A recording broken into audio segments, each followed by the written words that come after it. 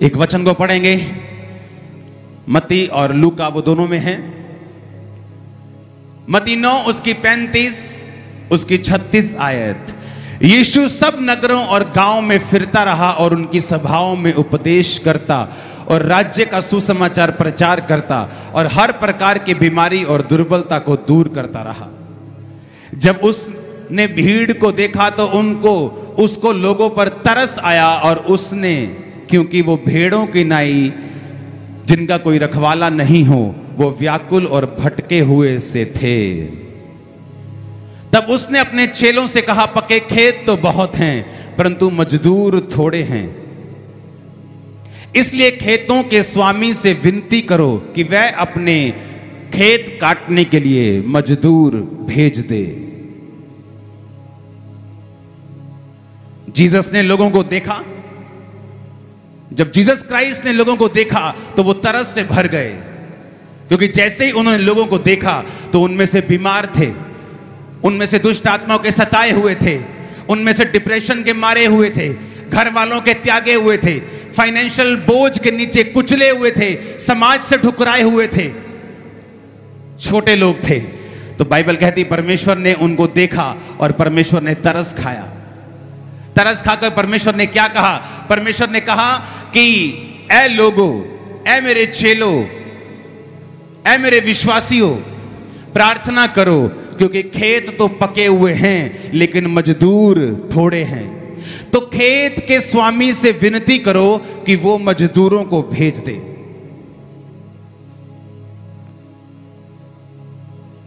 कलीसिया बरकत पाती है जब वो परमेश्वर के द्वारा दी गई प्रार्थनाओं को करती है।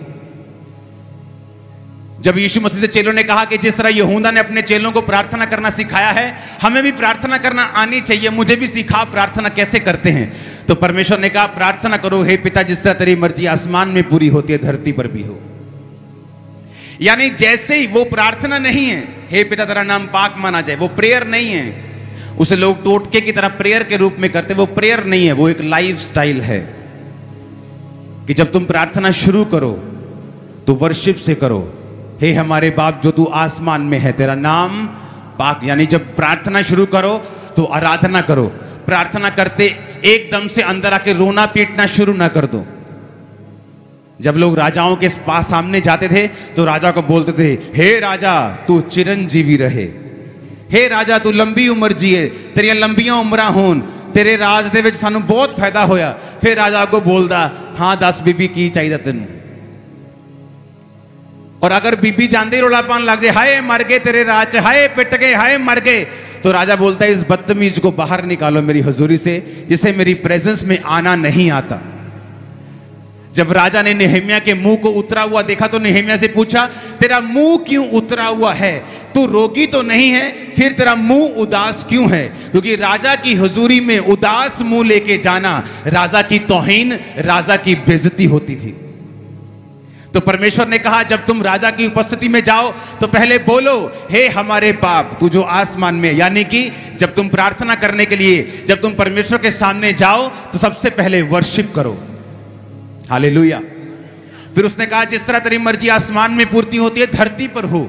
ये प्रेयर नहीं है, परमेश्वर तुमको बता रहा है कि जब तुम परमेश्वर की मर्जी जो उसके दिल में है धरती पर पूरा करने के लिए यत्न करोगे, प्रयत्न करोगे अपने तन से, मन से, धन से, प्रेयर से, ताकत से, तो परमेश्वर तुमको बरकत देगा। ये कोई शाब्दिक प्रार्थना नहीं थी कि हे मेरे पिता तेरी मर्जी जिस तरह आसमान में पूरी होती है धरती पर हो। ये परमेश्वर तुमको आशीष लेने का एक तरीका बता रहा था। और यही तरीका जब यीशु मसीह ने कहा कि प्रेयर करो, विनती करो, कि उसकी मर्जी है, कि उसकी मर्जी ये है कि बहुत सारे मजदूर आए और खेतों को काटें। आज एक देश बेदारी के नीचे है, दूसरा देश बेदारी से खत्म हो चुका है, बेदारी खत्म हो रही है, कारण मजदूर है, परमेश्वर नहीं।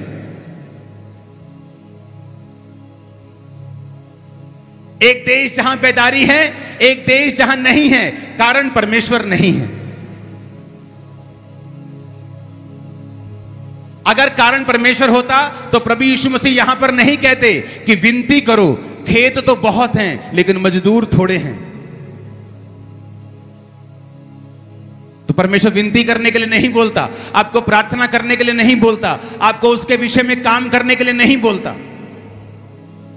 कलीसिया का काम है जो परमेश्वर के दिल में है उसे जज करना, उसे देखना और उसके बाद उसको लेना, उसके विषय में प्रेयर करके उस विषय में काम करना शुरू करना, ताकि परमेश्वर की बरकत जो स्वर्ग में परमेश्वर आपके लिए रखता है वो धरती पर भी आपकी लाइफ में आए, क्योंकि यही स्वर्ग का राज है। Hallelujah, hallelujah. उसने कहा विनती करो कि खेत कितने सारे हैं लेकिन मजदूर क्या हैं, बहुत थोड़े हैं। आपको प्रार्थना करनी है कि परमेश्वर अपने मजदूरों को भेजे इंग्लैंड कंट्री में, वो अपने मजदूरों को भेजे यूरोप कंट्रीज में, वो अपने मजदूरों को भेजे मिडिल ईस्ट कंट्रीज में, वो अपने मजदूरों को भेजे एशिया में, चाइना में, इंडिया में, जहां फसलें तैयार हैं लेकिन काटने वाले लोग थोड़े हैं। आप जब प्रेयर करेंगे, बाइबल कहती है जब आप परमेश्वर की इच्छा को समझकर उसके मुताबिक प्रार्थना करने शुरू करते हैं तब तो परमेश्वर आपको वो देता है जो आप मांगते हैं। उसने कहा क्यों चाहिए आप परमेश्वर को, वो क्यों आपको पवित्र आत्मा देता है? क्योंकि वो इस दुनिया में परमेश्वर बिना शरीर के काम नहीं करता। वो कर सकता है पर नहीं करता। शैतान भी शरीर देखता है, शरीर को कब्जा करता है, फिर वो गलत लोगों को उठाकर अपने काम करवाता है। वो सारे करप्शन, वो सारे गलत काम, वो सारे चीजें ये शैतानी है, ये शैतान यूज करता है लोगों को। और अब परमेश्वर क्या चाहता है? वो चाहता है आपके शरीर को यूज करना।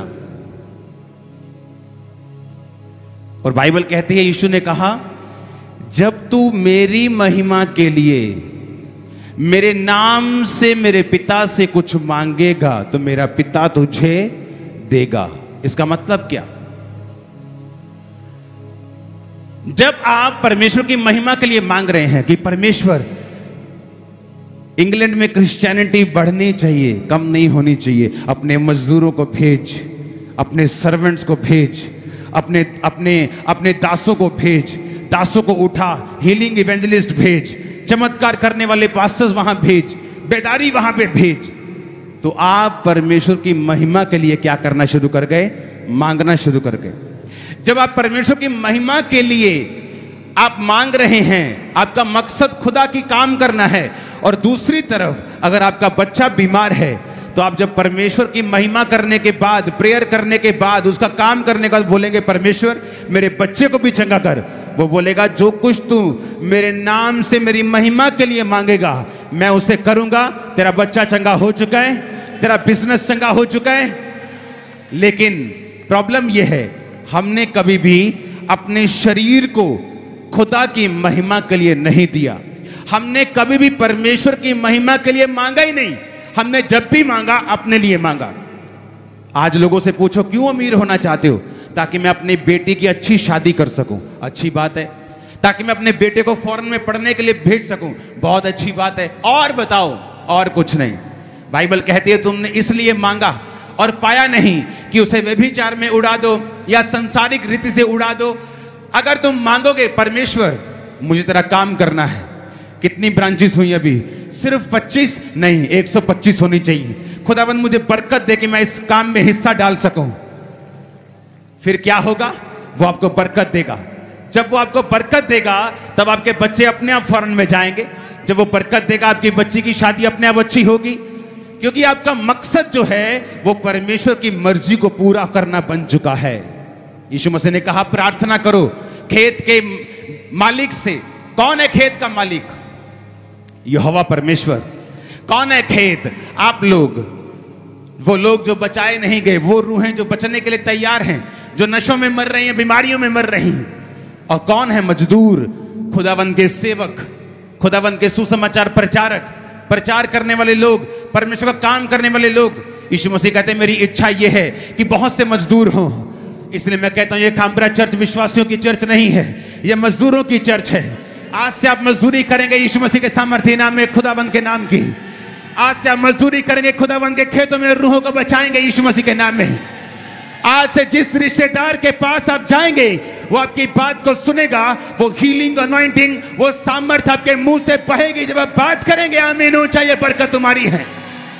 Hallelujah, hallelujah. जब मैं बीमार था और खुदा से कहता था कि परमेश्वर मुझे चंगा कर, मैं तब तेरी सेवा करूंगा। और बहुत देर ऐसा चलता रहा, ड्रामेबाजी चलती रही। मैं नाराज हो गया, मैं मान गया, मैं फिर आगे आ गया, पीछे आ गया, प्रार्थना छोड़ दी, प्रार्थना फिर कर ली, फिर प्रभु से गुस्सा कर गया, मुझे क्यों नहीं चंगा करता, इतनी मीटिंग करवा दी, इतने क्रूसेड करवा दिए, इतना पैसा बो दिया, मुझे तू चंगा क्यों नहीं करता। पवित्र आत्मा जब बोलता है तो बड़ी छोटी आवाज में बोलता है कई बार, और बड़े उसके गहरे मतलब होते हैं। पवित्र आत्मा ने बोला कि जिस टूटी में से, जिस नल में से पानी निकलता है वो खुद कभी सूखा नहीं रहता। अगर लोग तेरे द्वारा चंगे होंगे तो भी चंगाई को पाएगा। अगर लोग तेरे द्वारा बरकत पाएंगे तो भी बरकत को पाएगा। अगर लोग तेरे द्वारा बचाए जाएंगे, तेरा परिवार भी बचाया जाएगा। मैंने मेरा पूरा आसपास इस बात का गवाह है। मैंने कभी अपने परिवार को बैठकर सुसमाचार नहीं दिया। कभी ऐसे बैठा नहीं हूं बाइबल लेके और बाइबल से मैंने सिखाने की कोशिश की हो, क्योंकि आपका परिवार आपके प्रचार को नहीं, वो आपकी लाइफ को देखता है, वो आपके जीवन को देखता है जो आप व्यतीत करते हैं। आप कितना झूठ बोलते हैं, आप बात बात में कितने सच्चे हैं, आपकी लाइफ क्या है, प्रेयर क्या है, आपका कैरेक्टर कैसा है, वो देखता है आपका परिवार। लोग प्रचार से बचते हैं क्योंकि लोग आपका अंदर कैरेक्टर नहीं जानते वो कैसा है, लेकिन आपका परिवार आपके कैरेक्टर से बचता है। और मैंने अपने परिवार को प्रीच नहीं किया, जस्ट खुदा के कैरेक्टर में चला। डे बाय डे एक एक करके वो बपतिस्मा लेते गए। आज मैं अपने फादर का, मदर का स्पिरिचुअल फादर हूं। Hallelujah, hallelujah. उसने आपको जीत देने के लिए बुलाया, विक्ट्री देने के लिए बुलाया। आपको करना क्या है? आपको जस्ट परमेश्वर की आवाज को सुनना है। आज के बाद जब भी आप प्रार्थना करने के लिए बैठेंगे, आपकी बाइबल के पीछे ये एक पर्सनल प्रेयर पॉइंट होना चाहिए कि दुनिया के देशों का नाम ले लेकर आप परमेश्वर से मांगेंगे कि खुदाबंद अपने मजदूरों को वहां भेज, अपने लोगों को वहां भेज और तेरे नाम का काम वहां हो। और बहुत सारा खेत, बहुत सारी फसलें जो पक चुकी हैं वो तेरे नाम में काटी जाएं और वो लोग स्वर्ग के अधिकारी हों। आज के बाद जब आप ये प्रार्थना करेंगे, मैं यीशु मसीह का दास होने के नाते घोषणा करता हूं, आप और आपका परिवार और आपके बच्चे बरकतों को पाएंगे जैसे ही आप ये प्रेयर शुरू करेंगे। आमीन। ऊंचा ये बरकत तुम्हारी है चर्च। Hallelujah, hallelujah. और यही परमेश्वर ने आपको करने के लिए बुलाया है। उसने आपको अपनी महिमा के लिए बुलाया है। उसने आपके शरीर को इस्तेमाल होने के लिए बुलाया है। और जो कुछ आप परमेश्वर के नाम, उसकी महिमा के लिए करेंगे, परमेश्वर आपकी जिंदगी में वो सब कुछ करेगा। आमीन, आमीन। खुदावंद ने इसीलिए आपको और मुझको अपने पास बुलाया। किसी ने अपना जीवन, अपना शरीर, अपना तन, अपना मन, अपना धन सब कुछ परमेश्वर के सामने समर्पित कर दिया उसके राज्य को बढ़ाने के लिए, और किसी ने उसे बचा के रखा। जिसने बचा के रखा उसका बचा नहीं, जिसने बो दिया उसने 100 गुना पाया। जिसने बिखेर दिया, बाइबल कहती है, उसने बटोर लिया। जिसने संभाल के रखा कि हाय मेरी जान, हाय मेरी लाइफ, हाय मेरा बिजनेस, हाय मेरे रिश्तेदार, हाय नाराज हो जाएंगे, शादी कहां करूंगा। जिंदा रहोगे तो शादी करोगे। शराबों में रह के शादियां करोगे तो वो शादी कौन से काम की होगी। खुदाबंद में रह के सब कुछ करोगे तो बरकत को पाओगे। तुम जानते हो परमेश्वर यीशु मसीह धर्म बदलने नहीं आए, जीवन बदलने के लिए आए। नया धर्म स्थापित करने के लिए नहीं आए, धार्मिकता को स्थापित करने के लिए आए। आमीन, आमीन। लोग बोलते हैं अंग्रेज आए, हमारा राज खत्म हो गया। वो अंग्रेज क्रिश्चियन नहीं थे। बाइबल उन अंग्रेजों को सपोर्ट नहीं करती। बाइबल तो कहती है तुम्हारा युद्ध मांस और लहू से नहीं है।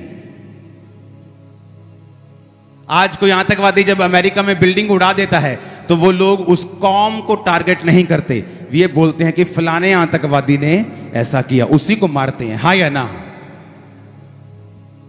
तो नाम क्रिश्चियन रख के अगर कोई किसी के कब्जा करता है तो इसका मतलब ये नहीं वो क्रिश्चियन है। बाइबल ऐसे कब्जों को नहीं मानती, बाइबल फिजिकल लड़ाई को नहीं मानती, बाइबल आत्मिक युद्ध का जिक्र करती है। हालेलुया। पर जब अज्ञानता में बोला जाता है, लोगों को मालूम नहीं होता, वो जब अंग्रेजों को क्रिश्चियनिटी के साथ जोड़ने की कोशिश करते हैं, क्योंकि अंग्रेज क्रिश्चियनिटी के साथ नहीं है। हर वो बंदा जो बाइबल को तोड़कर कुछ भी काम करे, इसका मतलब ये नहीं है कि बाइबल ने इस बात को सपोर्ट किया है या उस बात के साथ बाइबल सहमत है। बाइबल उस बात के साथ सहमत बिल्कुल नहीं है जब भी आप हिंसा करेंगे। हालेलुया। बाइबल परमेश्वर का जो वचन है वो कहता तुम्हारा युद्ध मांस और लहू के साथ नहीं है, नशे के साथ है, अंधकार की शक्तियों के साथ है, बीमारियों के साथ है, कलेशों के साथ है। तुम्हारा युद्ध तो शैतान के साथ है, लोगों के साथ नहीं। जब लोग अपने विचारधारा में कट्टर होते हैं, अब अफ्रीका में चले जाओ, कहीं और चले जाओ, जहां जहां भी कट्टर विचारधाराएं हैं, जब वो कट्टर होते हैं हथियार उठाते हैं। जब एक क्रिश्चियन कट्टर होता है हथियार फेंकता है।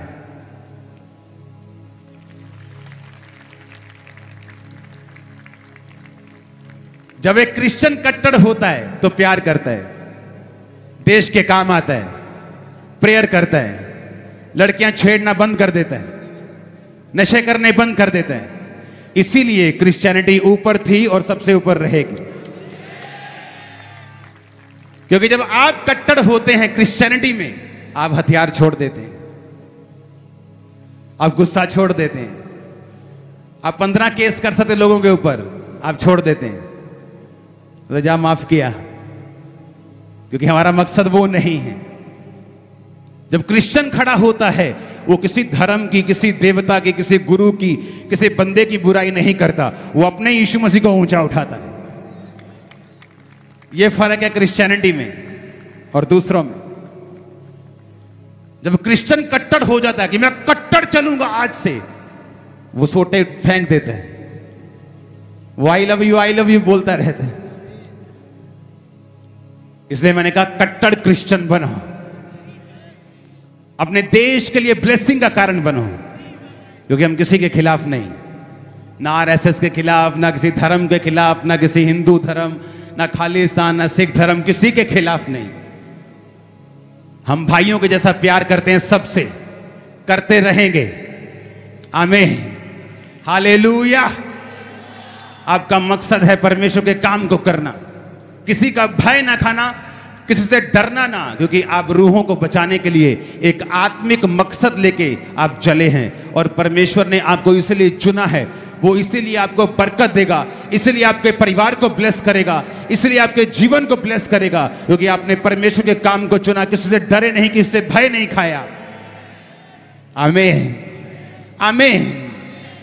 यही वचन कहता है।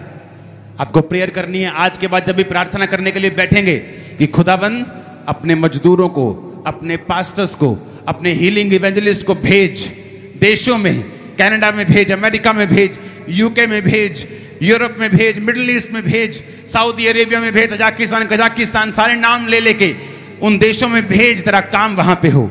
उत्तर कोरिया में भेज, तेरे मजदूर वहां पे जाएं और काम करें। आप जब प्रेयर करेंगे, परमेश्वर लोगों को उठाएगा, वो यंग लोगों को उठा के खड़ा करेगा, वो उनको सामर्थ्य देगा, उनको ताकत देगा, मिरेकलस पावर देगा। वो जहां कहीं जाएंगे बातों से नहीं, वो चमत्कारों के साथ और हीलिंग के साथ और वचन के साथ प्रचार करेंगे और परमेश्वर का आत्मा छुएगा लोगों को।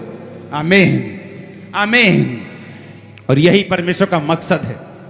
इसलिए उसने तुमको नफरत करना नहीं सिखाया, उसने कहा अपने काम पर ध्यान देना, किसी का डर मत करना, उनसे मत डरना जो तुम्हारे शरीर को नाश कर सकता है, उनसे डरना जो तुम्हारी आत्मा को भी नाश कर सकता है।